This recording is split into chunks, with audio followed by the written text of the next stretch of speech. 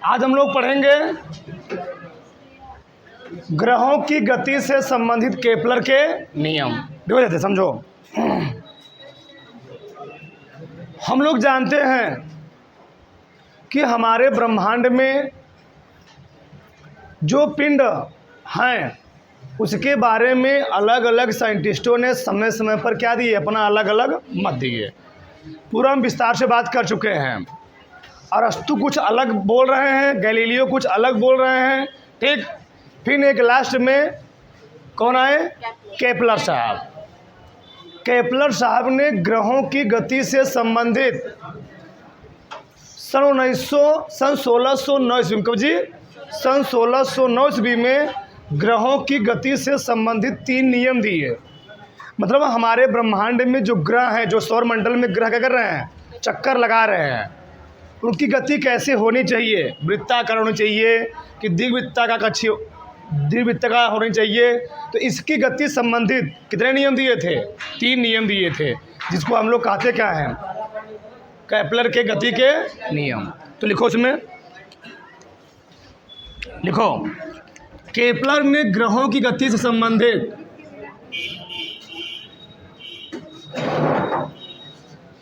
Kepler ने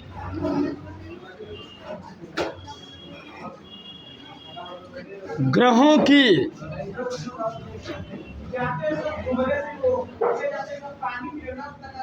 गति से संबंधित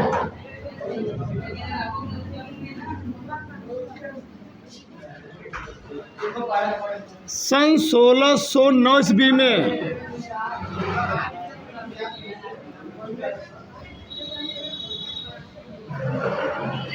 तीन नियम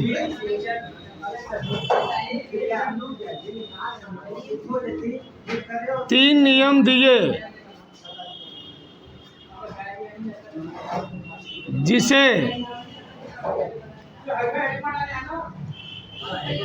जिसे केपलर का नियम कहते हैं।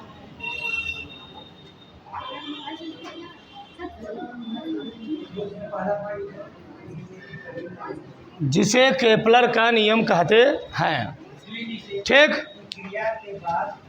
तो केपलर ने ग्रहों की गति से संबंधित सन 1609 ईस्वी में कितने नियम दिए, 3 नियम दिए, जिसको हम लोग कहते क्या है, केपलर के नियम। पहला नियम लिखो, हेडिंग डालो,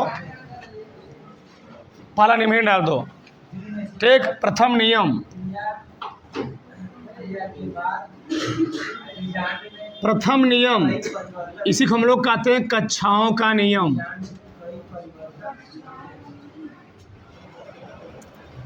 कक्षाओं का नियम, लॉ ऑफ ऑर्बिट्स, आगे चलते रहना, लॉ ऑफ ऑर्बिट्स,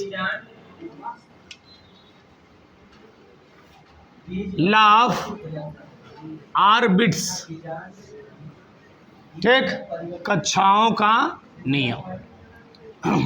देखो सबसे पहले कक्षाओं के नियम में केपलर ने क्या कहा।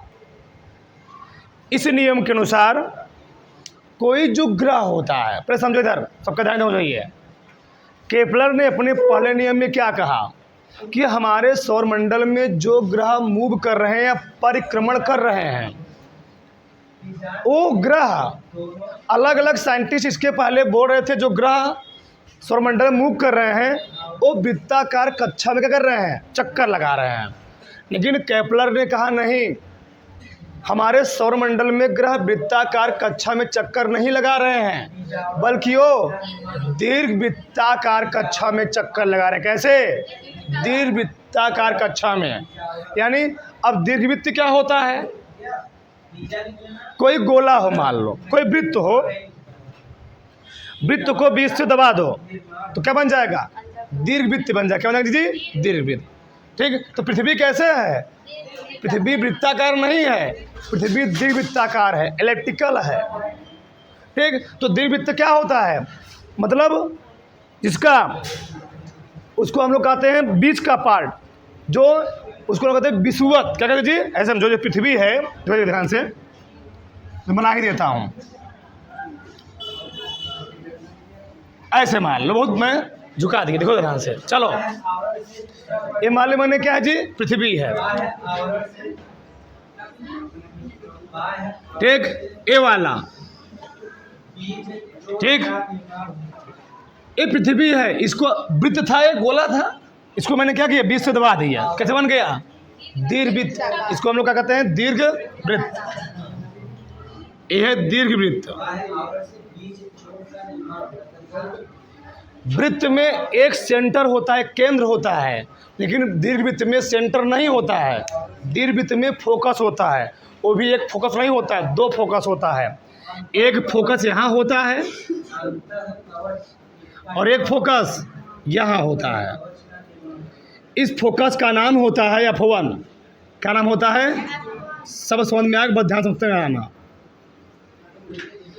इस फोकस का नाम होता है F1, इसका नाम होता है F2। तो केपलर ने अपने पहले नियम में कहा, ठीक, ये मान लो सूर्य है, क्या है, सूर्य है, ये क्या है, सूर्य है, और हम लोग जानते हैं हमारे सभी ग्रह, क्या, हमारे सभी ग्रह किसकी ओर, सूर्य की ओर चक्कर लगा रहे हैं, ये सूर्य है। तो केपलर ने अपने पहले नियम में कहा कि सभी ग्रह सूर्य के चारों ओर एक दीर्घवृत्ताकार कक्षक में क्या करते हैं, चक्कर लगाते हैं, जिसके फोकस पर क्या होता है, सूर्य होता है, जिसके फोकस क्या जी, यानी इस सूर्य के चारों तरफ सभी ग्रह क्या कर रहे हैं, इस सूर्य के चारों तरफ मान लो पृथ्वी है, क्या है जी, पृथ्वी, इस सूर्य के चारों तरफ जो पृथ्वी चक्कर लगा रही है वह वृत्ताकार पथ पर नहीं, बल्कि कैसे, दीर्घवृत्ताकार कक्षक में चक्कर लगा रही। पहले नियम में उन्होंने नहीं बोला, मतलब पहले नियम में उन्होंने बोला कि कोई भी ग्रह जो ब्रह्मांड में या सौरमंडल में मूव कर रहा है वह वृत्ताकार कक्षा में नहीं गति कर रहा है, कैसे गति कर रहा है, दीर्घवृत्ताकार कक्षा में गति कर रहा है। तो लिखो, इस नियम के अनुसार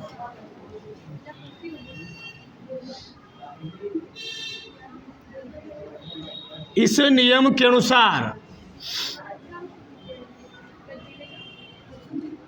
इस नियम के अनुसार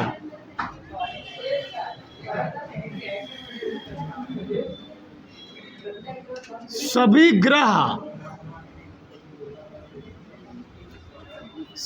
ग्रह सूर्य के चारों ओर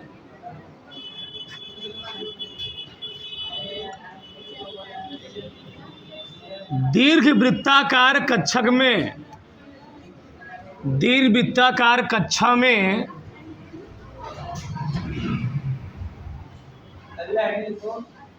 परिक्रमण,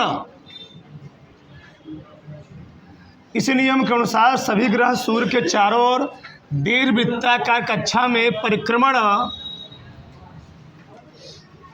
करते हैं तथा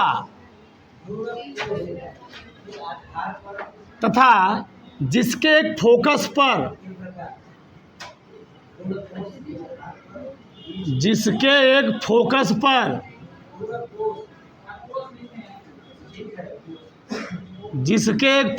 पर सूर्य स्थित होता है,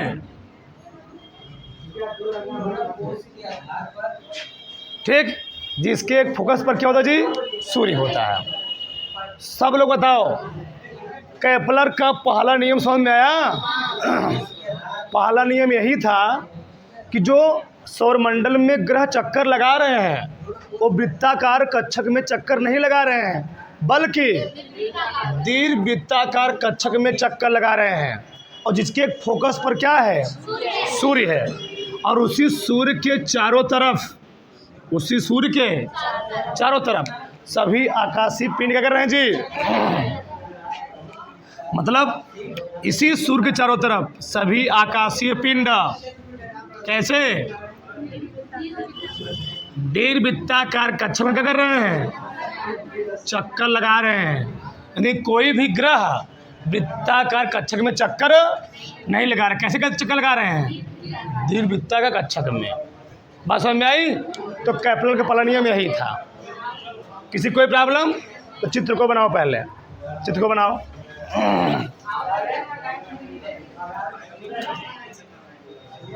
चलो आगे देखो, दूसरा नियम है क्षेत्रफलों का नियम, लॉ ऑफ एरियाज। अब देखो इसमें क्या कहा गया, ये बहुत खतरनाक नियम था केपलर का, ध्यान देना। ठीक, केपलर ने जो है नियम दिया अपना क्षेत्रफलों का नियम, उन्होंने क्या कहा इसमें, पहले समझो। किसी भी ग्रह को,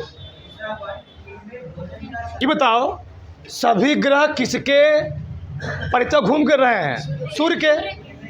तो सभी ग्रह सूर्य के चारों ओर, किसी भी ग्रह को सूर्य से मिलाने वाली रेखा, केपलर ने क्या कहा, किसी भी ग्रह को सूर्य से मिलाने वाली रेखा समान समयांतराल में समान क्षेत्रफल क्या करती है, तय करती है। अर्थात किसी भी ग्रह की जो क्षेत्रफलीय चाल होती है क्या होती है, नियत होती है। क्या जी, नियत होती है। ठीक, किसी भी ग्रह की क्षेत्रफलीय चाल क्या होती है, नियत। अभी नहीं समझ में आएगा, लिखो फिर समझ में आएगा। लिखो लिखो, इस नियम के अनुसार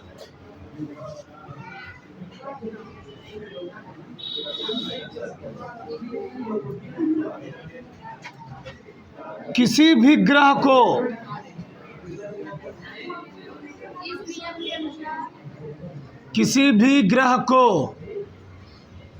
सूर्य से मिलाने वाली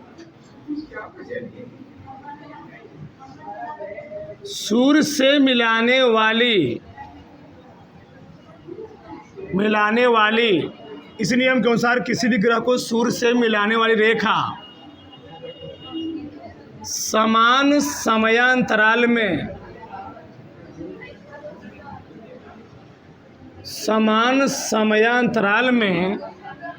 समान क्षेत्रफल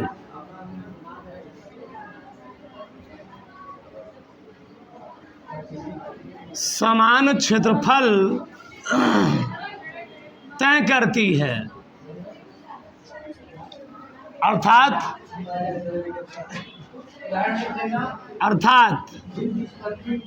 ग्रह की क्षेत्रफलीय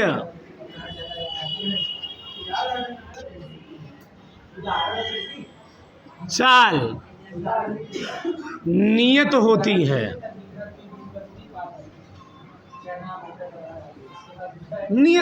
है। बहुत विस्तार समझाएंगे, बहुत ध्यान समझना।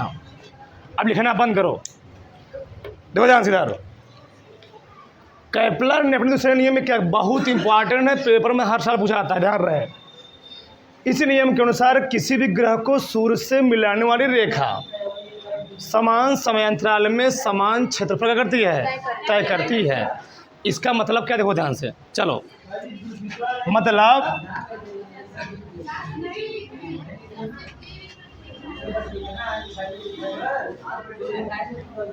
चलो देखो यार, ठीक,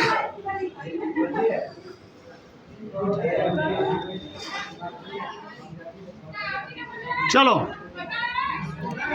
ये है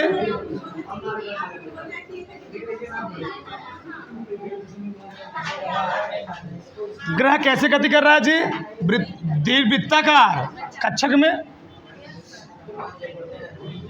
हिमालय पृथ्वी है, क्या है, पृथ्वी है। और जो सूर्य है उसके दो फोकस है, केंद्र नहीं। कितने फोकस हैं, पहले फोकस को हमने क्या बोला, इधर बोल दो F2, इधर क्या बोल दिया, बहुत ध्यान समझना, F1 बोलोगे भगा दूंगे, तुरंत भगाऊंगे यहाँ से। ठीक, एक फोकस हो गया F1, दूसरा फोकस क्या हो गया, F2। सही है। अब देखो ध्यान से, मैटर क्या इसका, बहुत खतरनाक नियम था ये। इसमें कहा क्या जा रहा है, मतलब जब मान लो ये जो फोकस है, फोकस दो है और किसी एक फोकस पर ही सूर्य रहेगा, या तो इस फोकस पर, तो इस फोकस, दोनों फोकस पर सूर्य नहीं रहेगा। सूर्य तो एक ही है, तो यहाँ तो नहीं, केवल एक ही फोकस पर रहेगा। मान लिया मैंने सूर्य यहाँ पर है, मैंने मान लिया सूर्य यहाँ पर इस फोकस पर है, यहाँ पर,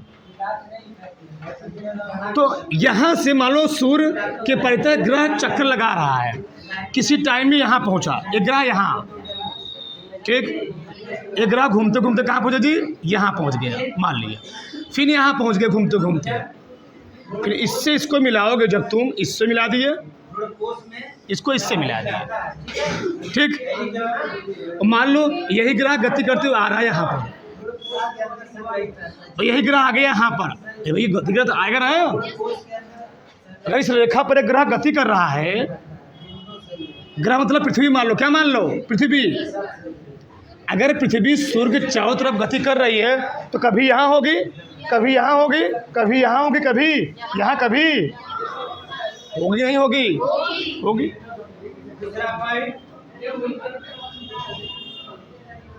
होगी। तो क्या कहा गया, समझो मेन मैटर क्या था। इसको मैं मान ले रहा हूँ ओ, इसको मैं मान ले रहा हूँ ए, इसको मान ले रहा हूँ बी, इसको मान ले रहा हूँ सी, इसको मान ले रहा हूँ डी। तो कहा क्या गया, मतलब जो ये क्षेत्रफल है, कैसे बनाऊं, बनाता हूं मैं, ए वाला जो क्षेत्रफल पूरा काला वाला इतना, ए वाला, ए वाला क्षेत्रफल, बोलो मत देखते जाओ, ए वाला क्षेत्रफल इस वाले क्षेत्रफल क्या होगा, बराबर होगा। अब कैसे बराबर होगा समझो ध्यान से, इस वाले क्षेत्रफल के, ये जो क्षेत्रफल है अंदर वाला इतना, कैसे, मतलब अगर कोई ग्रह है, कोई प्लैनेट है, अगर यह ग्रह मान लो यहाँ था, पहले कहाँ था, बी से, बी पर था ना, फिर कहाँ पहुँच गया, ए पर, चलो मैं असली देता हूँ, ए था ए, फिर कहाँ गया बी, फिर कहाँ गया, फिर कहाँ गया डी पर, ए पर था ग्रह, फिर कहाँ पहुँच गया, मान लो यह ग्रह ए से बी तक जाने में 1 मिनट का टाइम लिया, कितने मिनट का, 1 मिनट का। अगर यह ग्रह ए से बी तक जाने में 1 मिनट का टाइम लिया हुआ है, अगर यही ग्रह ए से बी तक यहाँ गया 1 मिनट लिया, और वही ग्रह जब सी से डी तक आएगा, अगर यहाँ तक जाने में कितना मिनट टाइम लिया, 1 मिनट, तो जो क्षेत्रफल ए होगा, इस क्षेत्रफल क्या होगा, लेकिन टाइम कितना चाहिए, अगर इधर 1 मिनट है तो इधर भी टाइम कितना चाहिए, अगर इधर 5 मिनट है इधर कितना चाहिए, समान समयांतराल में समान क्षेत्रफल। अब कहोगे क्षेत्रफल कैसे बराबर है, समय तो बराबर है, क्षेत्रफल ये क्या है, लंबा है जी, लेकिन क्या है, कम चौड़ा है, ये लंबा लेकिन कम चौड़ा है, ये क्या है, ये ज़्यादा चौड़ा है, लंबा कम है। तो ये वाला तुमको लग रहा होगा बराबर नहीं होंगे, लेकिन क्या है, एक क्षेत्रफल, इस क्षेत्रफल क्या है, मतलब समझो, इस नियम का मतलब समझो। मान लो यह ग्रह पहले ए से बी तक था, मान लो ए से बी तक जाने में 5 मिनट में इतना दूरी तय किया, अगर यही ग्रह ए से बी तक गए, मान लो ए पॉइंट हो गया, ई कितना हो गया, तो इसको तुम मिलाओगे, इसको मिलाओगे, इसको, अगर यहाँ से यहाँ तक जाने में कितना टाइम लगा हुआ है, 5 मिनट, तो जितना क्षेत्रफल है ही होगा ना, उतना क्षेत्रफल ये भी होगा। यही था केपलर का दूसरा नियम। बताओ समझ में आ रहा कि नहीं आ रहा है, सही से बताओ, आ रहा है ना, फिर से बताता तुम्हें। केपलर ने अपने दूसरे नियम में क्या कहा, किसी भी ग्रह को, एक ग्रह है, किसी भी ग्रह को सूर्य से मिलाने वाली रेखा है, रेखा है, किसी मिला रहा हूँ, ग्रह को सूर्य से, किसी भी ग्रह को सूर्य से मिलाने वाली, किसी भी ग्रह को सूर्य से मिलाने वाली रेखा, क्षेत्रफल बना ना, इस रेखा को मैंने इससे मिला दी, इस रेखा को एक क्षेत्रफल बना, सूर्य से मिलाने वाली रेखा, ये रेखा समान समयांतराल में 10 मिनट होती है, हम कितना रहना चाहिए, समान समयांतराल में क्या समान क्षेत्रफल तय कर। यही था, क्या था? केपलर का द्वितीय नियम। बताओ समझ में आया? चलो आगे देखो, इधर देखो, समझो, देखो इधर, मतलब अभी लिखना मत, पहले समझो इधर, देखो ध्यान से। यानी मैं लिख सकता हूं क्षेत्रफल, कौन क्षेत्रफल? ए ओ बी। क्षेत्रफल ए ओ बी बराबर होगा किसके? क्षेत्रफल सी ओ डी। मैं प्रूव कर रहा हूं, मैं प्रूव कर, कैसे? देखो ध्यान, मान लो एक बन रहा है ट्रायंगल, क्या बन रहा है जी? इस चीज को देखा ध्यान से, ऐसे है, ऐसे ऐसे है ना, इसको मान लो मैं ए ओ है, ए है, ये क्या है? बी है, ठीक? कोई दिक्कत? अब आगे देखो, चलो समझो, ठीक? अब बताओ, अगर यह ग्रह गति कर रहा है तो कुछ तो दूरी तय करेगा। अब बताओ दूरी और होता क्या है? दूरी होता है चाल गुणे समय। तो मैं मान ले रहा हूँ ग्रह का चाल कितना है? बी है, और कितना टाइम ले रहा हो? डेल्टा टी टाइम ले रहा है। कितना टाइम ले रहा है जी? Delta T. बताओ तो ए से बी तक दूरी कितना हो गई? बी गुणे टी। हमको निकालना है इसका क्षेत्रफल, क्या निकालना जी इसका? अब बताओ त्रिभुज का क्षेत्रफल फार्मूला क्या होता है? बताओ क्या होता है? 1/2 आधार गुणे ऊंचाई। आधार कितना? इसकी मैं त्रिज्या कितना मान ले रहा हूं? आर। ये कितना आ चुका है? B into del T. रखो, ए है, इसको मैं मान ले रहा हूँ डेल ए। क्या मान ले रहा हूँ? Del A. तो 1/2 आधार कितना है जी? आर। ऊंचाई कितना गई है? वी इंटू डेल टी था, लेकर आओ तो डेल ए। बताओ तो डेल ए अपान क्या हो जाएगा? डेल टी बराबर क्या हो गया जी? 1/2 आर गुणे वी। अभी यह वेग पर डिपेंड कर रही है और आर पर डिपेंड कर, इसको हमको गायब करना है। ये सब होना नहीं चाहिए, क्योंकि अगर इस पर डिपेंड करेगा तो इस पर निर्भर हो गया ना जी, न बी पर न आर पर डिपेंड। कैसे? देखो, तो हम क्या करेंगे, ऊपर नीचे यम से गुणा करेंगे। किससे? हाँ करो, यम से गुणा। तो बताओ क्या बनेगा? 1/2 ऊपर भी मैं यम से गुणा कर दिया, सही है ना? यम से गुणा किया हूँ, बी और आर था, बटे नीचे अब क्या किए जी? यम से गुणा। अब तुम लोग जानते होगे संवेग बराबर क्या होता है? पी बराबर यम इंटू, यानी इसके स्थान में क्या लिख सकता हूँ? पी। तो 1/2 इसके स्थान क्या लिखूंगा? पी गुणे बटे, और ध्यान देना पी गुणे आर को ही हम लोग कहते हैं कोणीय संवेग। क्या कहते हैं? कोणीय संवेग। यानी यल बराबर होता है पी गुणे आर, यानी पी गुणे आर का स्थान क्या लिखेंगे? तो 1/2 यल बटे यम, यानी क्या गया? Del A upon del T. बताओ इसमें तुमको कहीं यल और यम दिख रहा है? इसमें तुम्हें कहीं यल और यम दिख रहा है? अगर आर दिखता, वेग दिखता, तो इस पर डिपेंड करता तो नियत नहीं होता, क्योंकि इसमें यल और यम कहीं है जी, यानी इस पर डिपेंड नहीं करता है। यानी किसी भी ग्रह की क्षेत्रफली चल क्या होती है? नियत। समान समय में, अगर समान समय में जो यहाँ से यहाँ तक गई है और समान समय में यहाँ से यहाँ तक जाए तो दोनों क्षेत्रफल क्या होंगे? बराबर होंगे। उतार डालो सब।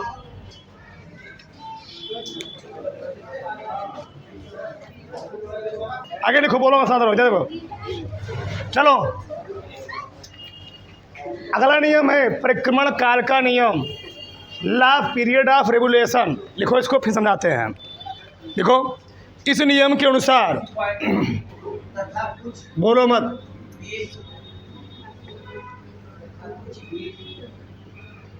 इस नियम के अनुसार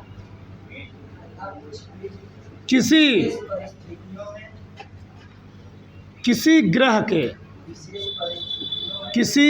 के परिक्रमण काल का वर्ग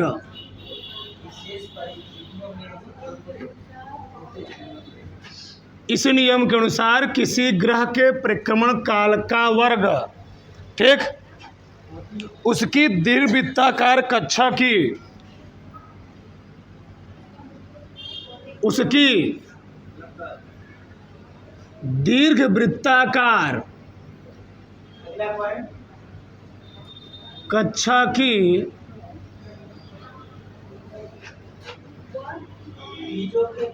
की अर्ध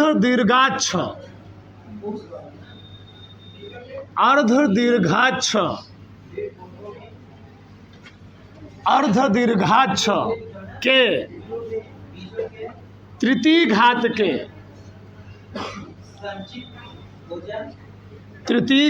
के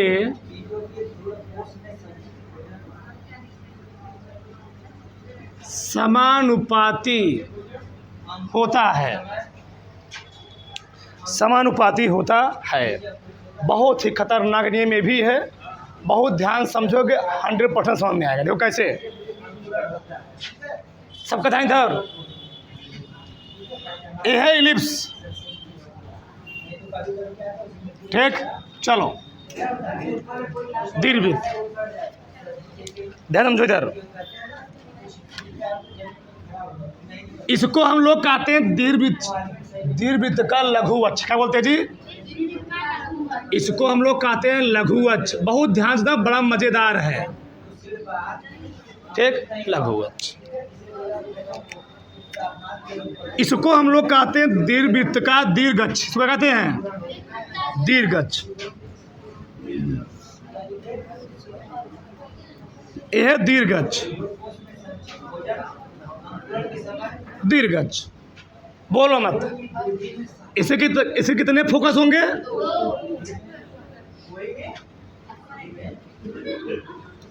एक फोकस पर क्या होगा? सूर्य होगा।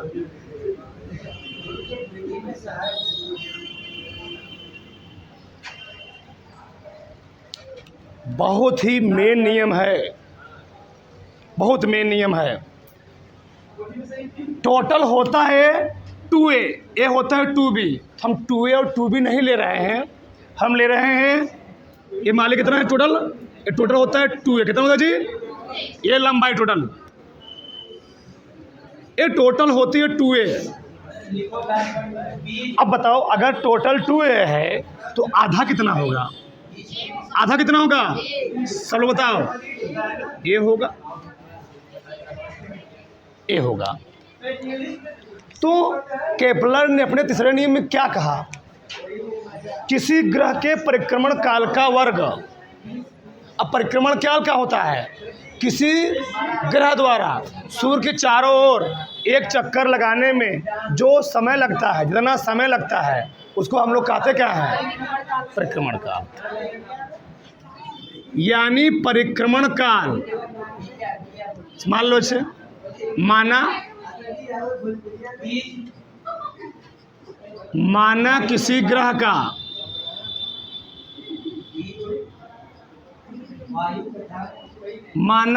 ग्रह का परिक्रमण काल t तथा उसकी अर्ध दीर्घाक्ष क्या है? ए है। क्या है? ए है। तो बताओ, केपलर ने क्या कहा कि परिक्रमण काल का वर्ग कर दो। परिक्रमण काल क्या कर दो? वर्ग। इसी परिक्रमण काल का जो वर्ग होगा वह अर्ध दीर्घ अक्ष। तो अर्ध दीर्घ पूरा कितना है? 2 है। इसी को हम लोग, देखो ध्यान से, इसको हम लोग कहते हैं मेजर एक्सिस। क्या कहते हैं? Major axis. इसको बोलते हैं माइनर एक्सिस। क्या बोलते हैं? तो मेजर एक्सिस तो पूरा 2a है ना जी। कि हमको लेना क्या है, मेजर एक्सिस नहीं लेना है, हमको लेना आधा, इतना आधा, इसको हम लोग क्या बोलेंगे। तो मेजर एक्सिस लंबाई कितना होती है 2 है, तो बताओ इसको हम लोग क्या बोलेंगे, सेमी, सेमिस आधा, semi major axis, semi major axis, उसी को हम लोग कहते हैं अर्ध दीर्घाक्ष, अर्ध दीर्घाक्ष।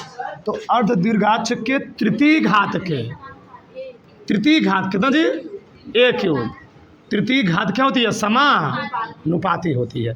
ये बड़ा खतरनाक नियम था, ये देखने में ऐसे है लेकिन है बड़ा काम लायक। कैसे देखो ध्यान से, ध्यान समझो इधर, मान लो कैसे, कितना खतरनाक नियम, देखो ध्यान से।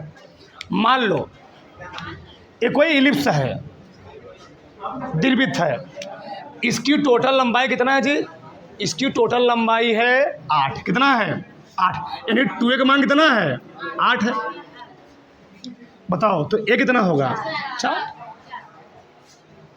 a होगा 4, और रखो यहाँ पर तो t स्क्वायर कितना 4 का क्यूब, क्यूब, तो 4 क्यूब मतलब क्या जानते हो, क्या हुआ 64, तो टी और कितना जाएगा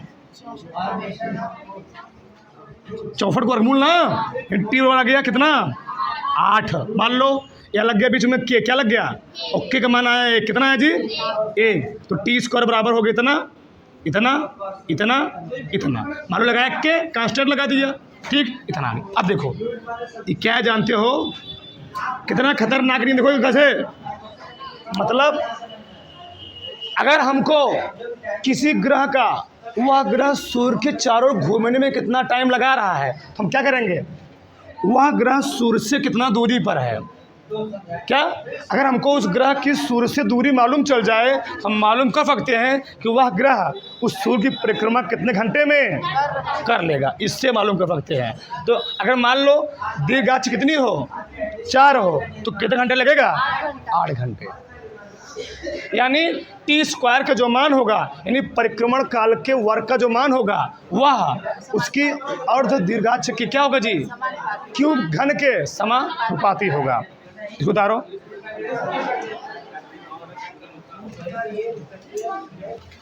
एक मिनट देखो, एक इधर हमको और समझ में, देखो इधर, जैसे ग्रह बृहस्पति है, क्या जी जुपिटर, क्या है जुपिटर, जुपिटर जो सूर्य की परिक्रमा करता है 11.8 वर्ष में, कई वर्ष में,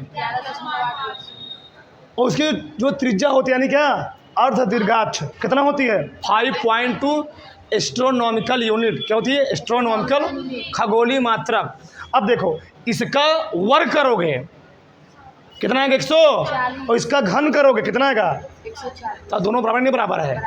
अब समझ में आया, यानी बृहस्पति ने सूर्य का परिक्रमा कितने दिन किया 11, और जो परिक्रमा सूर्य कर रहा था, बृहस्पति कर रहा था, वह कितने दूरी पर कर रहा था, पूरा लंबाई थी कितना 10.4, आधा कितना हो गया 5 तो इसका वर्ग करोगे और इसका घन करोगे, दोनों क्या आएंगे बराबर आएंगे। अब समझ आ गया, ये मैटर है कहने का, उतार लो इसको।